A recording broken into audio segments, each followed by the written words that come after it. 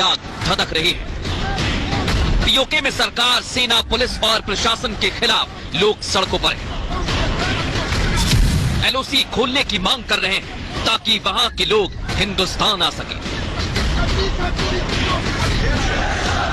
नहीं जाना हमने पंजाब, नहीं जाना हमने सिंध। अगर तुम्हें तकलीफ है इस मुतनाज़ा खित्ते के शहरी को, हमें नहीं जाना तुम्हारे मुल्क में। खोलो करगिल का रास्ता, खोलो हमारा तारीखी रास्ता, जाएंगे। तो सवाल ये कि आखिर ये लोग गुस्सा क्यों है? ये लोग एलओसी खोलने की मांग क्यों कर रहे हैं? और ये भी कि पीओके के लोगों के हिंदुस्तान से मोहब्बत क्यों बढ़ती जा रही है?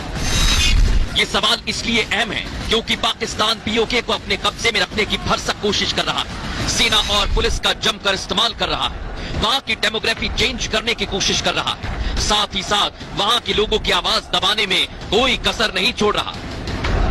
दरअसल यही वो कारण है जो पीओके के लोगों का पाकिस्तान के खिलाफ गुस्सा भड़का रहे हैं। ताजा गुस्सा पीओके के गिलगिट बाल्टिस्तान में एक शिया धर्मगुरु के खिलाफ ज्यादती से भड़का है जो थमने का नाम नहीं ले रहा।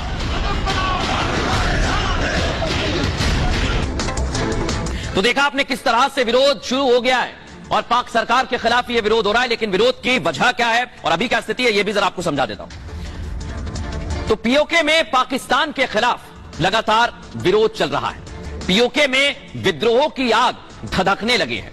आपको ये जानकारी दे दें कि यहां शिया धर्मगुरु को लेकर विरोध बहुत ज्यादा तेज हो गया है। विरोध की आग धधक रही है और इस समय पीओके के खिलाफ पीओके में पाकिस्तान के खिलाफ लगातार आवाज उठ रही है। गिलगिट बाल्टिस्तान में पाकिस्तान की सरकार को लेकर शियाओं में जबरदस्त गुस्सा है जो आप देख रहे हैं। यह विरोध शिया धर्मगुरु शेख बाकिर अल हुसैनी के खिलाफ ईश निंदा कानून में कार्रवाई को लेकर हुआ है। शेख बाकिर अल हुसैनी पर क्या हुआ है ये आपको बता देता हूं। एफआईआर दर्ज की गई है। पाकिस्तान सरकार ने उनके खिलाफ एफआईआर दर्ज की है।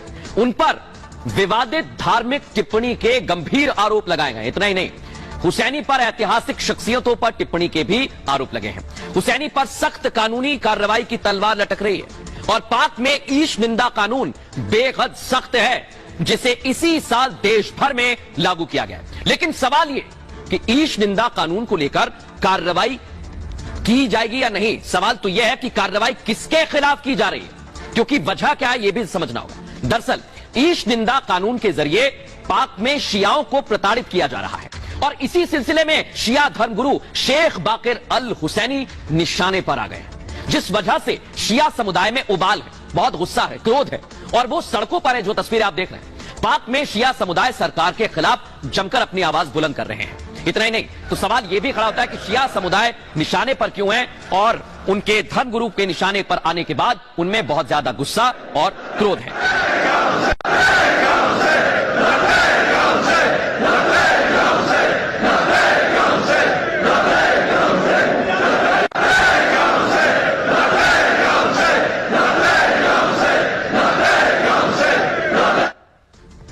तो देखा आपने, और पाकिस्तान में सुन्नियों की तादाद बड़ी संख्या में ये नारेबाजी शिया कर रहे थे। यहां शियाओं की आवाज दबाने की कोशिश होती रही।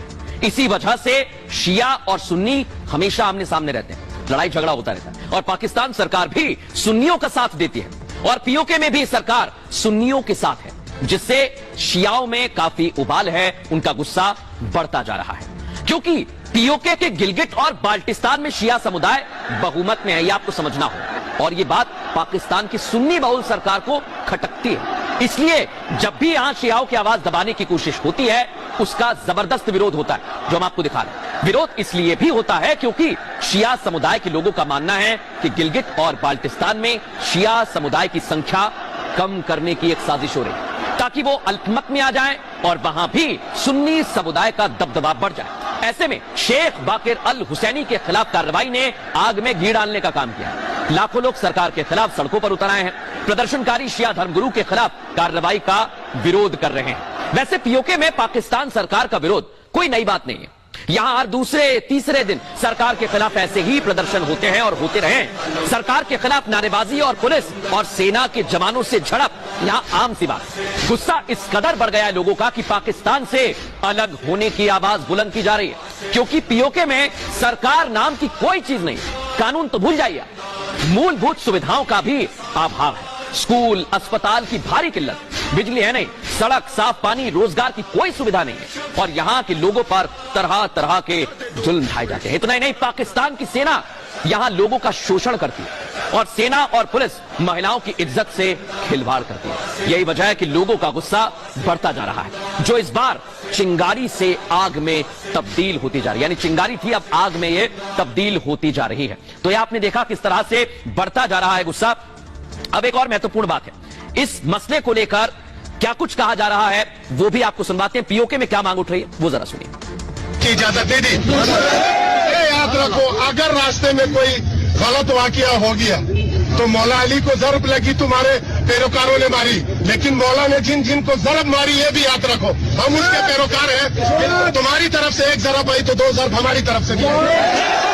कोई अमन शमन नहीं, अमन उस टाइम कायम होगा जब हमारी जिंदगी महफूज होंगी। जिधर हमारी जिंदगी महफूज नहीं है तो दूसरे की भी नहीं होगी। तो आप तमाम से मेरी गुजारिश है, ये जेलगढ़ चौक उस टाइम तक नहीं खुलेगा जिन सरकारी दलालों ने आगा बाकिर अल हुसैनी, एक हुसैनी सादा फर्जंद ज़हरा पे पर्चा कटा, वो सामने है, वो सहूलतकार भी हमारे अपने लोग थे।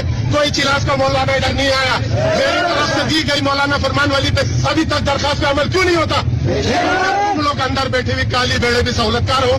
अगर तुम लोग इसी तरह सहूलतकारी करते रहोगे, नहीं जाना हमने पंजाब, नहीं जाना हमने सिंध। अगर तुम्हें तकलीफ है इस मुतनाज़ा खित्ते के शहरी को तुम अपने मुल्क में आने के लिए रास्ते में डाउट पैदा करते हो, दारिस्तान के कोहिस्तान तक, हमें नहीं जाना तुम्हारे मुल्क में। खोलो करगिल का रास्ता, खोलो हमारा तारीखी रास्ता, जाएंगे। ये रोड उस टाइम तक नहीं खुलेगा, अभी हमारे तमाम जवान बुजुर्ग इन सबसे मैं मशावरत करूंगा। आप लोगों ने पूरा बंद रहना है। तो ये